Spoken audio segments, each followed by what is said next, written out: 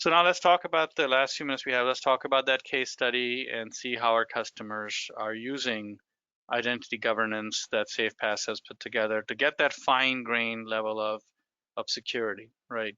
So one of our clients is in the, it's a government agency. So I picked this because their threshold for risk is very, very low as compared to any business, right? They're the organization in the US that's been mandated to ensure the safety and security as well as the reliability of our nuclear arsenal, the deterrent arsenal we have to protect the nation, right? So it's as big a mission I believe that an organization can have, which is really the protection of us as a nation. And so their focus is to just basically look at global threats, whether it's from terrorism, from weapons of mass destruction, and really respond to that in a way that is consistent with our values and strategy and the science behind it, right? So so when they were looking at improving their identity governance, they of course had the systems in place. So I'm not saying that we just showed up and showed them how to do this. They already have very sophisticated methods of giving users access, and they were looking for the best possible solution, and they had the option to go to anyone in the world, and certainly any technology company in the US to buy the best for the protection of our nation. And so they chose SafePaaS to replace a number of their legacy ID governance systems. I think you all saw my example earlier about the fragmented approach to identity governance, and unfortunately that's what they had. I mean, so they were completely doing what they need to, but it was just taking them a tremendous amount of time to accomplish this. And so maintaining access, consistent access across their ERP system, subsidiaries, etc., that had shared services, etc. And then of course they have lots of auditors, as you might imagine. And the auditors were looking at being able to rely on this data and be able to perform certification through access controls monitoring. So they chose us and our product, SafePaaS, which is the platform that I had mentioned, and I'll share a little bit examples. Of course, this is just demo information. I can't share their information, but at the end of the day, the results were fantastic for them. They were able to not only improve their controls, but also reduce the cost on the taxpayer. So one of their objectives and mission is to improve efficiencies and save taxpayer where they can. So we were able to help them, give them a $50,000 per year saving, and I think it's grown since then as their user base has grown, and also their remediation cost has been reduced, and the manual steps that they were implementing to be able to manage this very cumbersome access governance process for a high-risk organization, they're able to mitigate that risk.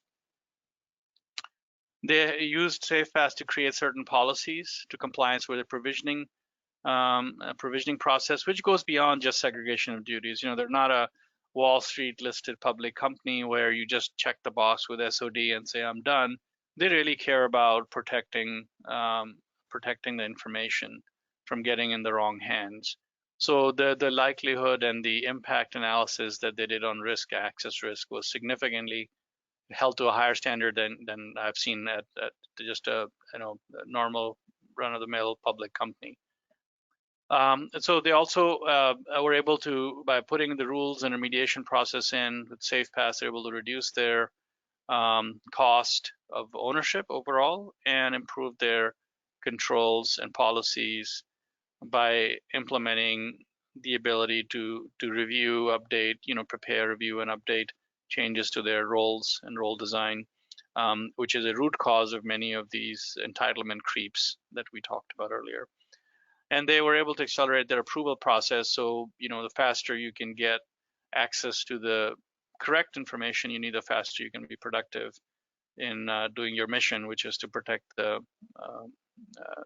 our nation against the threats. So that's a fantastic, success story from my perspective. Really proud to have them as a customer. 3 years into it, they continue to give us some really good feedback, and we continue to improve our products as they learn and the new science comes to the market. So that's a success story. How do they do that? I'll just use some examples.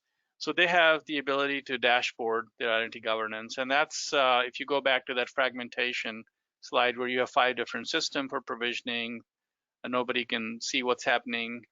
Proof is in the pudding. So when you go to SafePaaS, you can get a single dashboard with all your critical key performance indicators, let's say around your identity governance in one page, and you can add and change, and then you can drill down into it. So if I want to see a certain user or certain role or certain privileges, I can see how many open issues I have and what I got to do to resolve this. This is obviously not any customers data. This is from our vision system, which shows about 250,000 SOD violations, which is basically a mock-up. So obviously we would like that to be close to zero. So the rules engine basically enables you to define those policies, right, that these results are based on. So how do we get to that dashboard on the previous slide? It's based on the analysis that's done by selecting the rules. Now, rules, you can build your own, or you can use the rules that we have built for hundreds of customers in the past 15 years, including the ones that have been tested by major audit firms, including the Big Four. So all of that information is embedded into the rule, but we also realize these kinds of type access governance type exercises can lead to false positives too. So whether it's a personalization of a system or customization or some other ways you've already implemented controls, embedded those into your ERP or other business critical applications, you can mark them up as exceptions or corrective actions if they're a work in progress. So you're not burdened by the false positives component, right? That's where you have to be very careful in selecting the modern identity governance platform, because you've got to be able to prevent that, and then having a good audit trail, so people can't get in and just willy-nilly change your policies, and which is where a lot of the risk happens, right? So have a good history of all the rules and what has been added, what exceptions have been made, and so forth. So once these rules are set up and you're ready to go, you've deployed the solution, integrated that with your either IDM system or your ticketing system or both, or whatever the scenario is. Now you're ready to turn it over to the users, where the users can simply come in and request access, right? And that access limits their ability to even ask for access by a couple of things. One is the access groups. So the concept of access groups is that I only want my finance folks in Dallas, for example, to see what they can possibly access in Dallas. I don't want them to even see the access in UK, right, or Germany. I don't want them to be able to just even try to access that, because that's really outside of their organization, right? Their organization is here in Dallas. So I shouldn't be able to ask for access to a supplier, a bank account in Germany, in Frankfurt, if I'm based here in Dallas, right? So that's the access group, the concept that, again, a more modern concept than most of the traditional IDMs, because they basically let you access whatever you want. And then enablement of this firefighter. So we talked a lot about privilege access. So if I'm a user that wants privileges that are beyond the the basic, what we call birthrights in this industry, and to be able to do my timesheets and my expenses might be my birthright as an employee of the organization. But to be able to create a supplier and pay that supplier is a privilege that is granted to a limited number of folks in the organization. And then even a higher elevated privilege would be this keys to the kingdom, which is I can go and basically go anywhere in the application. Well, if you want that higher level of privilege, and you guys as customers can decide what that is, you want to be able to enable the firefighter option. The firefighter then starts to monitor what they're accessing once they log in. And that, again, helps you protect against someone either through a cybersecurity attack or through nefarious means, just an insider threat, gets into a high level of privilege, and that privilege can be then ghosted by someone that you don't recognize and can perform damaging transaction. So by having that monitoring around elevated privilege, you can prevent cybersecurity risks that are otherwise exposed, even with a good basic identity governance system. You don't have that granular level of protection against the data, and that's where we're seeing the cyber criminals take advantage of the organization business critical application.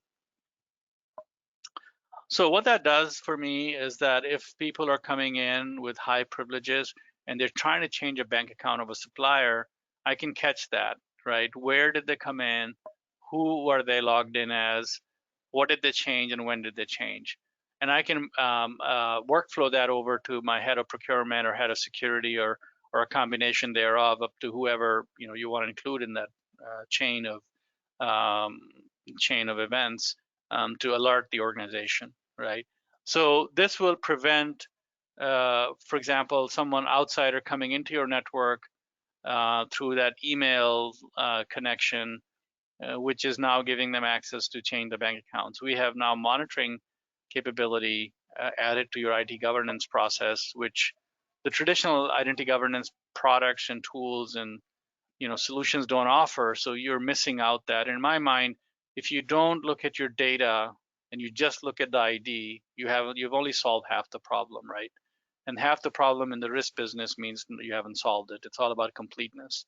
So you really need to think about protecting your data when it comes to protecting your identity. And that's the message I want to leave you with today with this lessons learned from this case study. So having said that, how do you protect data? So what we have done at SafePaaS is created basically an object library of all the high-risk objects. And of course, we don't know every high-risk object in your organization. So there may be others that you can add, but we do have a pretty good idea because we've been doing it for a long time with lots of customers. So we have a catalog of hundreds of objects that we think are high risk based on what risk events we have seen, our auditors and their external auditors have notified. And so you do have a starting point, a jump start, if you will, with hundreds of things that you can deploy and protect right away, to make sure that even if someone gets in your system through that cyber process, like get to access to a bank account, as soon as they try to conduct a transaction, you will be notified, alerts will go throughout the enterprise, and you'll be able to catch that and protect that. And that's a big part of what CrowdStrike is trying to attempt to do and educate the market, that by the time they're called in, you've already been attacked, and so you're in full remediation mode. And by having this kind of a technology, CrowdStrike can now really improve that remediation timeline by partnering with SafePaaS as an example, right? If their customers have SafePaaS, they can get there faster. And then of course, everything is workflow. So I mentioned, alerts will go off. So it's not just one-way alert, it's a complete workflow. So let's say we send the head of procurement an email workflow saying that, hey, someone had just changed a bank account. You must care that this happened 3 times in the last 30 minutes. And let's say they just don't see it because they're on a plane somewhere. You can have multiple escalation levels. You can also have an audit trail that your auditors can see on their dashboard. Your CISO can see it. So you can really build out this, and then you can capture the response. So if they are responding to it, you can also de-escalate things. So we identified the threat, we de-escalated that, we were able to remove that user from the system or whatever the remediation was that your IT security group did. You can all put that remediation effort in, so not the whole enterprise is now in a panic mode, right? You can de-escalate things as actions are taken. And we capture all that, by the way, so when your CFO or CEO is asked during the board meeting or stockholder meeting, well, what attacks occurred? What have you done about it? Who do you inform? You have it all logged here in this SafePaaS workflow-enabled application. So you're on top of the world. Your reputation is preserved. We all know that you're gonna, companies are gonna get attacked. But the question is, what are you doing when somebody gets in your network to protect your data and not just your identity?